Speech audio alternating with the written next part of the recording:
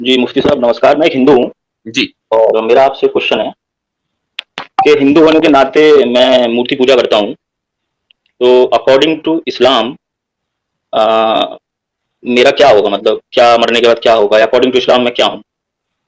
According to Islam आप मुशरिक हैं और जो आदमी बुत-परस्ती पर जाता है हुँ, उसकी सज़ा हमेशा हमें जहन्नम है और अल्लाह के यहाँ उसकी कोई बख्शिश नहीं है। अल्लाह ताला ने ओके, ये मुसलमानों को ज़िम्मेदारी दी है, ये उनके ऊपर हुँ, अमानत है कि गैर मुस्लिमों तक यानी जो अल्लाह ताला को नहीं मानते हैं, बुत-परस्ती करते हैं, उन जी, तक अमानत पहुँचा दी जाए कि वो हुँ, अपने रब को पहचानें और एक खुदा की परस्तिश करें। ठीक है, तो अल्लाह अल्लाह मियाँ मेरे को कभी माफ़ नहीं करेंगे। इसी से मेरा दूसरा क्वेश्चन ये आता है मुफ्ती जी क्योंकि मैं नहीं, अगर 1 मिनट आप गलत समझे मुफ्ती साहब की बात। मरने आप फ़ौत हो जाते हैं इस हालत में, इस ठीक है हाल ना? में हाँ, जी, इस हाल में आप फ़ौत होते हैं, ये शर्त है, ये याद रखें, ये कुरान शर्त की है। शर्त है ये। हाँ। हुँ, हुँ, ठीक है। मतलब मूर्ति पूजा करते हुए अगर मैं मर जाता हूँ, तो मेरे गुनाह माफ़ नहीं होंगे। नहीं होंगे। हाँ, ठीक है। दूसरा क्वेश्चन मेरा ये है मुफ्ती जी, मैं बहुत परेशान हूँ 10 दिन से। दूसरा क्वेश्चन मेरा ये है कि मैं एक यूट्यूबर हूँ और लगभग मेरे 8 लाख सब्सक्राइबर हैं। ठीक, और मैं एक आईटी कंपनी में भी काम करता हूँ इंडिया में, आईटी जी, इंजीनियर हूँ मैं। जी, तो आज से लगभग 1-2 साल पहले मैंने ये प्रॉमिस किया था अपने आप से कि मेरे यूट्यूब की जो भी इनकम आएगी, उसका 70% मैं डोनेट कर दूँगा, ठीक, ठीक है? तो उस 70% में ये हुआ मुफ्ती साहब कि मेरे घर पर जहाँ पे मैं रहता हूँ, मैं नोएडा में रहता हूँ, जी, तो मेरे यहाँ पे जो मेड आती है, मतलब जो जी, काम करने वाली आती हैं, वो जी, मुस्लिम हैं। ठीक, तो मैं अपनी इनकम का लगभग 50% मतलब 8 जी, लाख सब्सक्राइबर से आप जान सकते हैं, जी, तो लगभग 40 टू 50% मैं उस फैमिली को दे देता हूँ क्योंकि वो बहुत गरीब हैं ठीक है, और मेरे घर पे वो काम करने आती हैं, तो उनकी मैंने एक सैलरी फिक्स कर रखी है। उनके जो एक शायद उनकी लड़की है, एक छोटा लड़का है, तो उनके जी, लिए भी मैं उनके पढ़ाई के लिए भी मैं खर्चा उनको देता रहता हूँ। ठीक, तो मैं जो ये काम कर रहा हूँ, ये मुस्लिम फैमिली को मैं इतना सपोर्ट कर रहा हूँ, इससे पहले भी एक कोलकाता की मुस्लिम थी, वो मेरे यहाँ पे काम करती थी। ठीक। तो ये जो मैं काम कर रहा हूँ, तो इसका मेरा कोई सवाब नहीं मिलेगा मुझे। आप क्या काम करते हैं कुणाल साहब? यानी जॉब आपकी क्या है? आईटी आपने बताया जी, आईटी है? जी, आईटी में काम करता हूँ, आईटी में अच्छा, और मेरा एक यूट्यूब चैनल भी है, जिस पे लगभग 8 लाख सब्सक्राइबर्स हैं मेरे। क्या है तो मैं मकसद अपना यूट्यूब चैनल का? यूट्यूब चैनल तो वो मेरा अपना पर्सनल है, बुक्स वगैरह का जो मैं पढ़ता हूँ, अच्छा उसके जो लिए जी, जी, जैसे आप बायोग्राफीज़ हो गई। आपका जो लाइफ़स्टाइल है, हुँ, यानी हुँ। एक इंडिया के एतबार से आप अपर क्लास यानी एक अच्छा लाइफ़स्टाइल गुज़ार रहे हैं ना आप? जी, मेरे मम्मी-पापा दोनों गवर्नमेंट टीचर हैं, मेरी भाभी भी गवर्नमेंट टीचर हैं और मेरे बाबा जो थे, वो भी गवर्नमेंट टीचर हैं। यानी तो आपको भगवान आपको माशाअल्लाह पैसे से कोई ऐसा मसला नहीं है, सेहत को नहीं सेहत की कोई खराबी नहीं है, राइट? नहीं, कोई कहा नहीं। हाँ, तो तो मेरा मुफ्ती साहब क्वेश्चन ये है कि मैं मुस्लिम फैमिली को इसका सपोर्ट जवाब कर देने रहा लगा। हूँ। मेरा मेरा जवाब सुन लीजिए। देखिए, जी। जो गैर मुस्लिम हज़रात हुँ, जो खुदा को नहीं मानते हैं हुँ, और दिल के बड़े अच्छे होते हैं, जैसे आप हैं। हुँ, आप एक मुस्लिम फैमिली की मदद कर रहे हैं, गैर मुस्लिमों की भी मदद करते हैं। हुँ। तो आपकी ज़िंदगी में बहुत सारी जो खुशियाँ हैं, जो आसानियाँ हैं, जो आसाइशें हैं, वो दरअसल इसी मदद के नतीजे में हैं। अल्लाह ताला जो है, उसने कुरान करीम में जगह-जगह, अहादीस में रसूलुल्लाह सल्लल्लाहु अलैहि वसल्लम की ज़बानी जगह-जगह ये बात है कि गैर मुस्लिमों को उनके किए का बदला इस दुनिया में मिलता है। बहुत सी चीज़ें ऐसी हो सकती होंगी, मसलन रिसेशन आया जगह-जगह, आपकी जॉब जा सकती होगी लेकिन नहीं गई। या ये कि आप खुद अपने आप को देखें कि इंडिया में इस वक़्त जो यूथ है बड़ी तादाद ऐसी है जो जॉबलेस है। उसने डिग्रियाँ हासिल कर रखी हैं लेकिन जॉब उसके पास नहीं है। आप उनमें करोड़ों में बेहतर हैं, ठीक है? और इस तरीके से नहीं, इस तरीके से बेहतर हैं कि आप न सिर्फ़ ये कि खुद आसानी के साथ खा रहे हैं, पी रहे हैं, बल्कि आप दूसरों को खिला रहे हैं, पिला रहे हैं। तो आप करोड़ों में अगर और आप दुनिया के एतबार से देखें तो आप अरबों से बेहतर हैं। तो ये जो आप बेहतर ज़िंदगी गुज़ार रहे हैं, तो आपने कोई कोई कॉन्ट्रैक्ट तो किया नहीं था कि नहीं जी मुझे तो बेहतर ज़िंदगी गुज़ारनी है। ये महज़ उस ऊपर वाले का फ़ज़ल है कि उसने आपको दिमाग दिया और आपने पढ़ाई की, आपको पढ़ाई में सक्सेसफुल बनाया, उसके बाद आपको जॉब दी। आप जैसे बहुत से लोग होंगे जो आपके मकाम तक नहीं पहुँचे होंगे, लेकिन वो आप उनके मकाम से बुलंद हैं। ये दरअसल उस नेकी का बदला है जो आपको यहाँ मिल रहा है। ठीक है, ये नेकी का बदला मुझे यहाँ मिल रहा है। जी, लेकिन मैं तो जैसा मैं बताते हैं, जैसा कि मैंने पढ़ा तो नहीं है कुरान ज़्यादा मैंने, लेकिन जैसा बताते हैं कि मैं तो अनंत काल तक झंडू में रहने वाला हूँ और जी, अनंत काल मतलब इटर्निटी। हाँ, इटर्निटी जी।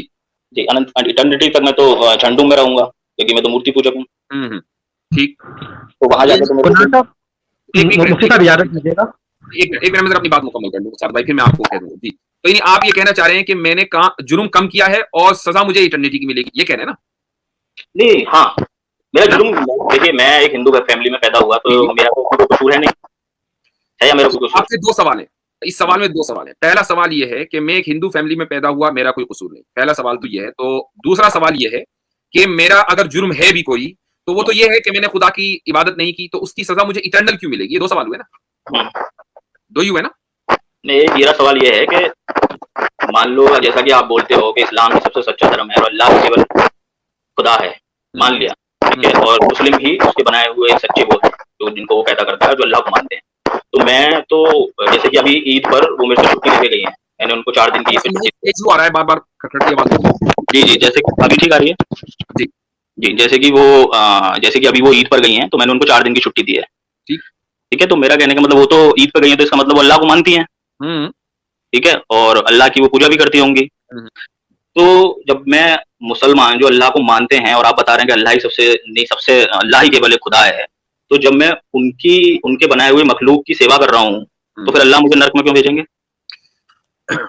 इसका जवाब ये है कि एक आदमी मसलन ये कहता है, मैं एक मिसाल दे रहा हूँ, मैं आपको उस मिसाल पर फिट नहीं कर रहा हूँ, मिसाल समझाने के लिए।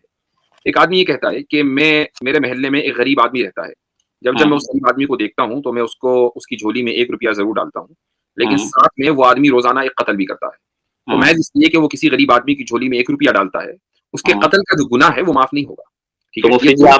ये दोनों में फ़र्क है ना? तो इसी तरीके से एक आदमी अगर किसी मुसलमान की या गैर मुस्लिम की या किसी भी गरीब आदमी की, चाहे वो मज़हब से रिलेटेड हो या ना हो, उसकी मदद करता है, तो ठीक है, अच्छा काम है। लेकिन साथ में खुदा जो उसका बनाने वाला है, कि जिसका सबसे बड़ा हक उसके ऊपर है कि उसकी इबादत की जाए, उसकी वो हक तलफ़ी करता है, तो हक तलफ़ी का गुनाह तो उसको मिलेगा, उसकी सज़ा भी उसको मिलेगी। तो मुफ्ती जी, आप जो मैं मूर्ति पूजा कर रहा हूँ, तो आप इस चीज़ को मैं क्या समझूँ कि आप कत्ल से जोड़ रहे हैं? नहीं, मैंने तो पहले ही कहा, मैं ये नहीं कह रहा हूँ कि मैं आपके ऊपर एक मिसाल दी है मैंने आपको समझाने के लिए। लेकिन इतना ज़रूर है कि जो शिर्क करता है और खुदा की इबादत नहीं करता है, शिर्क करने को कुरान करीम ने सबसे बड़ा ऑपरेशन, सबसे बड़ा ज़ुल्म करार दिया। यानी कत्ल तो छोटा है, सबसे बड़ा ज़ुल्म है। और अब मैं उस सवाल का जवाब देता हूँ कि एक आदमी जो इस हाल में मर जाता है, वो इटर्निटी के लिए जहन्नम में क्यों जाएगा? उसकी वजह है, उसकी सिंपल वजह है। देखिए, खुदा जो है वो लिमिटेड नहीं है, वो खुदा अनलिमिटेड है, उसका इल्म अनलिमिटेड है, उसकी हिकमत है, उसकी विज़डम, उसकी नॉलेज, उसकी कुदरत, हर चीज़ अनलिमिटेड है। जो आदमी खुदा का इनकार करता है या खुदा के साथ शरीक ठहराता है, तो दरअसल वो उसके अनलिमिटेड एट्रीब्यूट्स का इनकार करता है। और जब अनलिमिटेड एट्रीब्यूट्स का इनकार होगा, तो सज़ा भी फिर अनलिमिटेड नंबर ऑफ डेज़ के लिए मिलेगी। ये मुकम्मल फेयर। जी। तो वैसे मेरे को मेरे जवाब मिल गए हैं। रही बात आप जैसे ये फरमा रहे हैं कि भाई मैं तो एक हिंदू फैमिली में पैदा हुआ, मेरा क्या कसूर है? बात बिल्कुल ठीक है। लेकिन आप देखें कि इस स्ट्रीम में बैठे हुए लोग जिनको आप मुसलमान समझ रहे हैं, उनके आबा व अजदाद कभी किसी ज़माने में, आज से 8 नस्ल पहले, 10 नस्ल पहले हिंदू फैमिली में या क्रिश्चियन फैमिली में कहीं पैदा हुए होंगे और उन तक की बात पहुंची और उन्होंने इस्लाम कबूल कर लिया। अब आप मसलन मेरे तक पहुंचे हैं, आप इस स्ट्रीम तक पहुंचे, हमने कुरान की बात आपको बता दी, कुरान की कॉपीज मौजूद है, बिल्कुल एक हुक्म आपको दे दिया। अब ये उज़ुर आपका खत्म हो गया कि मैं महज एक हिंदू फैमिली में पैदा हुआ हूँ, आपके पास, और आप चूंकि पढ़े लिखे आदमी हैं, इंटरनेट के ऊपर मौजूद है, तो आप बहुत आसानी के साथ कुरान करीम को पढ़ सकते हैं, समझ सकते हैं, ना कहीं समझ में आए हम तक पहुंच सकते हैं, उलमा मौजूद हैं, स्कॉलर्स मौजूद हैं, तो वो उज़ुर आपके लिए नहीं है। ठीक है, वो मैं मुफ्ती समझ गया कि मैं कुरान के डिटेल्स में एक मिनट रुकिएगा ना, क्योंकि भाई बहुत लोग हैं ना यार, मेरे भाई, प्यारे भाई, मुझे पता है आप बात करना चाह रहे हैं, मेरा भी दिल कर रहा है बात करें, आप बड़ी अच्छी बात चल रही है, मुझे सीखने को मिल रहा है, दोस्त बहुत हैं यार पीछे, उनके साथ ज्यादा। बस मुझे एक कंक्लूजन करके जाने दो, फिर मैं जा रहा हूँ अपना, 1 मिनट दीजिए मुझे। अच्छा, ले लें जी। मुफ्ती जी, देखिए, आपने मुझे सही बात बताई कि मैं जहन्नुम में चलूंगा क्योंकि मैं मूर्ति पूजक हूँ। तो बस मैं आपको ये बता के जा रहा हूँ अब कि जो मेरी मुस्लिम फैमिली को, जिसको मैं सपोर्ट कर रहा हूँ, उसको ईद से आने के बाद मैं उनकी छुट्टी करूंगा। और जो आपने मुझे ये बताया है कि मैं क्लिप काटकर अपने YouTube चैनल पर लगाऊंगा कि हिंदू कोई भी मदद ना करे क्योंकि वो अल्लाह के द्वारा वो जहन्नुम में चलेगा, ये मैं अपने YouTube चैनल पे लगाऊंगा। ठीक है, धन्यवाद। कुणाल साहब, आपका कमेंट आ गया। आमिर भाई एक बार ऐड यहाँ करना चाह रहा हूँ मैं।